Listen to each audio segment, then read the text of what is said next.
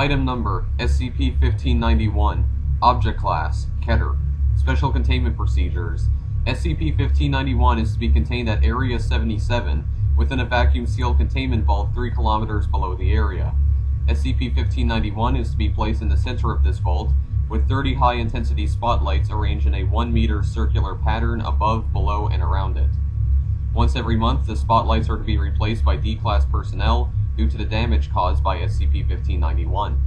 A 20-meter area around the containment vault is to be filled with iron-enriched water. Additional spotlights are to be kept outside the vault in case of a containment breach. Every 60 meters, photosensitive broadcasting units are to be set up above, below, and around the vault to monitor for a containment breach.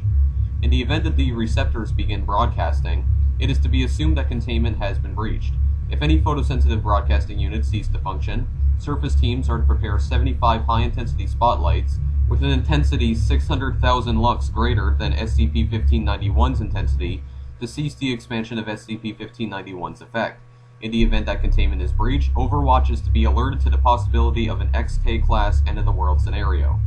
Description: SCP-1591 is a glass sculpture in the shape of a star surrounded by 14 sheets of stained glass. The central sculpture weighs 1.2 kilograms, with the individual panels weighing 12 kilograms each.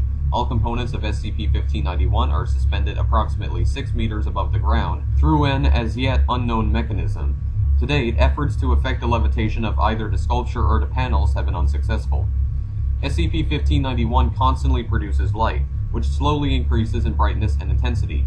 When SCP-1591's light comes into contact with a solid object composed of matter, portions of the object's mass will slowly become transparent, reducing in mass until it effectively ceases to exist. Non-solid matter that makes contact with light produced by SCP-1591 will begin to rapidly decrease in temperature until it takes on a solid form. SCP-1591 is immune to its own effect. Organisms will retain consciousness and mobility while being affected by SCP-1591, although the ability to create speech will be lost. Affected organisms will usually react in a panicked manner, attempting to flee from SCP-1591's light as quickly as possible. If an affected organism ceases being exposed to SCP-1591's light, it will quickly fade and vanish. Further research of this effect has been inhibited by the continued destruction of observational equipment. SCP-1591 being exposed to lights with a greater intensity than its own will cause the rate at which its brightness increases to be reduced by 10,000 to 50,000 lux every 24 hours. The intensity of the light produced by SCP-1591 does not decrease over distance. SCP-1591 was recovered in 1940 from blank, Italy, where it was in possession of known Serpent's Hand operatives. During initial containment, SCP-1591's effect was negligible, taking over 82 hours to completely destroy a 3x4x3 meter wooden block.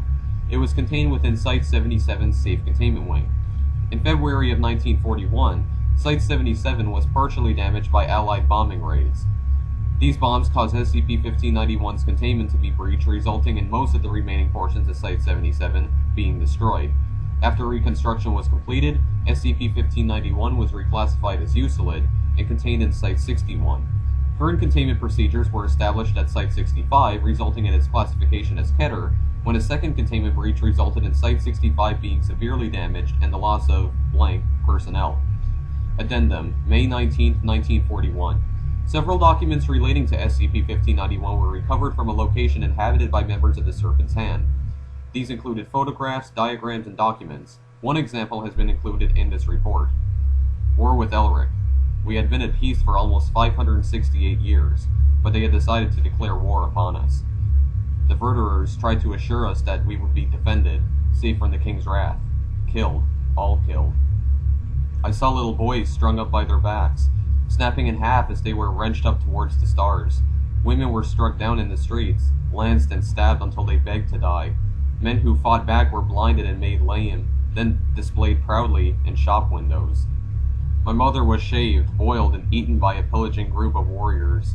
It was pure decimation, far beyond what had been necessary to bring vengeance to their kingdom. When the heavens saw this, they cast their eyes away, disgusted by the Elrician carnage. The heavens cast themselves to earth. They could not stand to watch any longer, and soon they were falling every moment, first only on our lands, then on theirs, bringing an even worse carnage than what we had suffered. I could smell the burning from the northern provinces. This star is a gift to you, from heaven.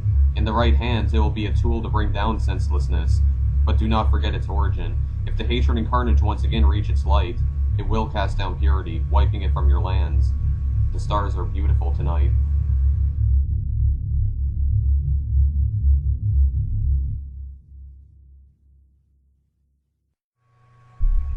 Item number, SCP-2006.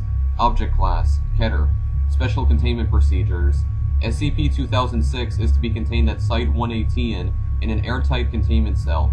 SCP-2006 must be constantly monitored for changes in form, which are to be noted immediately.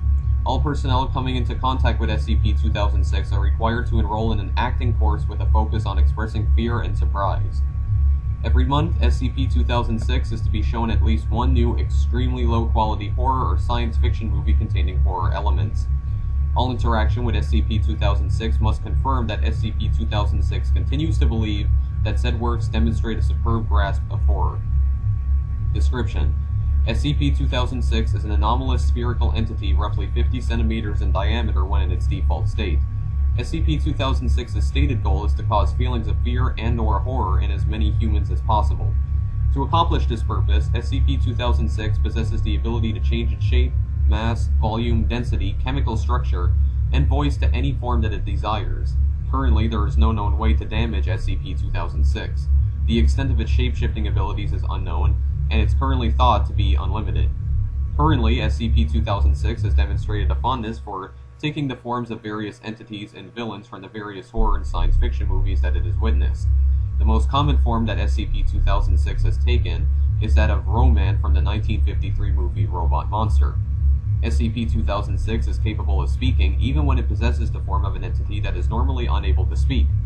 SCP-2006 will generally attempt to scare any individual it comes into contact with, but after doing so will become affable and friendly. The reason behind this is currently unknown. Although SCP-2006 has repeatedly stated its goal of causing as much fear as possible, SCP-2006 is a poor judge of concepts that cause fear in humans, and constantly searches for new methods in which to accomplish its goal.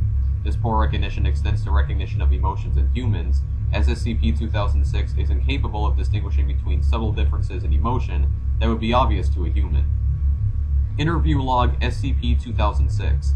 Interviewer, Dr. Lueff. Interviewee, SCP-2006. Dr. Lueff enters the room. SCP-2006 is seen crouched near the door. SCP-2006 is in its Roman form. SCP-2006 proceeds to leap out of its crouch, throwing its arms in the air. "Fear me, mortal! I am the mighty Roman! Cower in fear!" Dr. Lueff screams and stumbles backwards, raising his hand in protection. "Please, mighty Roman, don't hurt me." "Haha, it's just me, Doc. I got you pretty good, didn't I?" SCP-2006. Oh dear lord, you really frightened me there. I was about to have a heart attack. It's what I do, Doc. Haha. Boo! Dr. Lueff stumbles again. Heh, still got it. So, was there something that you wanted to talk about, Doc? Yes, I was wondering. Why exactly do you feel the need to cause fear in others? I don't understand the question. That is, why do you scare people? Oh, that's an easy one. I scare people because it's fun. And, you know, it's what I do. Just like you do doctory stuff. I do scary stuff. I'm the best at it. I don't really see what else there is about it. That you are. I'll take my leave then. Come back around soon. I'll have some really scary stuff next time. By the way, I will eat your soul.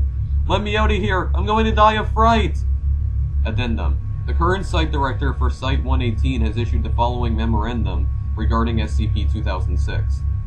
I have been getting reports of some of the lax behavior regarding SCP-2006.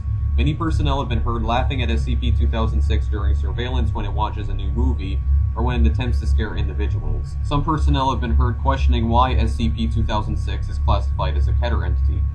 I am here to remind you that a Keter entity is a Keter entity, regardless of how innocent it may seem.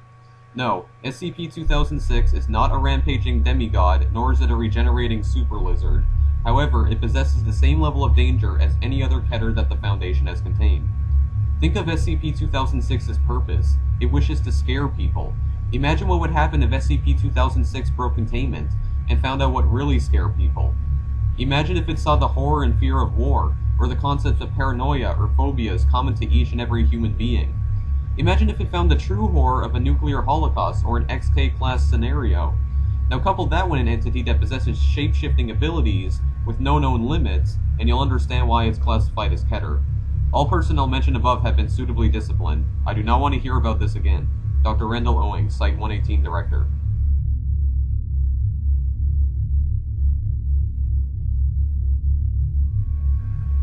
Item Number, SCP-500. Object Class, Safe. Special Containment Procedures. SCP-500 must be stored in a cool and dry place away from bright light. SCP-500 is only allowed to be accessed by personnel with Level 4 security clearance to prevent misapplication. Description: SCP-500 is a small plastic can which, at the time of writing, contains 47 red pills. One pill, when taken orally, effectively cures the subject of all diseases within 2 hours, exact time depending on the severity and amount of the subject's conditions. Despite extensive trials, all attempts at synthesizing more of what is thought to be the active ingredient of the pills have been unsuccessful. Note from Dr. Klein: SCP personnel below Level 3 are now banned from handling SCP-500. This is not to be used to cure a hangover. Get AIDS and then ask permission. Request 500-1774-K. Dr. 500-0022-F has requested one SCP-500 pill for testing with SCP-038. Request has been approved. Request 500-1862-B. Dr. Gears has requested one SCP-500 pill for testing in SCP-914. Request has been approved. Request 500-2354-F. Dr. Blank has requested one SCP-500 pill for testing with SCP-253. Request denied. Request 500-5667-E. Dr. Gibbons has requested 2 pills of SCP-500 for his personal medkit. Request denied. Addendum 500-1. 2 pills have been authorized for use with SCP-008. As a result of conducting a series of tests on Class D subjects infected with SCP-008, it appears that even in the most advanced stages of the disease, 1 whole pill will accomplish full recovery. Number of pills is 57 at the time of writing. Addendum 502. 1 pill has been authorized for use with SCP-409. SCP-500 was tested on subject 409-D5, who was exposed to the effects of SCP-409. Complete recovery accomplished. See Addendum 409-1. Number of pills is 56 at the time of writing. Addendum 500-4. Request 500-1774-K approved. 5 pills have been used in experimentation with SCP-038. It has been determined that SCP-038 is capable of duplicating SCP-500. However, the success of the duplicated pills is limited. The duplicated pills are only effective in curing the subject 30% of the time, with chance of successful healing dropping as time since cloned increases. In 60% of the cases where the infection is permanent, symptoms of infection remain, though further infestation is neutralized. Repeated dosing with SCP-038 cloned pills is recommended for all personnel suffering from incurable conditions, as supply of SCP-500 remains extremely limited. All 5 used samples of SCP-500 were returned. Number of pills is 56 at the time of writing. Addendum 505. During experiments with SCP-038, 1 pill was stolen by personnel D blank to reportedly cure a hangover. Stricter controls for samples of SCP-500 given to other projects is suggested. Personnel D blank has been terminated. Number of pills is 55 at the time of writing. Addendum 506. 1 pill has been used with SCP-231-4. Number of pills is 54 at time of writing. Addendum 507. 1 pill has been used for Experiment 447-A. Number of pills is 53 at the time of writing. Addendum 508. 1 pill has been used with SCP-208. Number of pills is 52 at the time of writing. Addendum 509. Request 500-1862-B approved. 1 pill of SCP-500 is placed within SCP-914 with a setting at Find. Resulting object classified as SCP-427. Number of pills is 51 at the time of writing. Addendum 510. 5 pills have been taken for the Olympia project, although only 2 were used. The remaining 3 will be returned shortly. Upon return, number of pills will be 49. Addendum 511. 2 pills have been used for Experiment 217-blank blank. Number of pills is 47 at the time of writing. Addendum 512.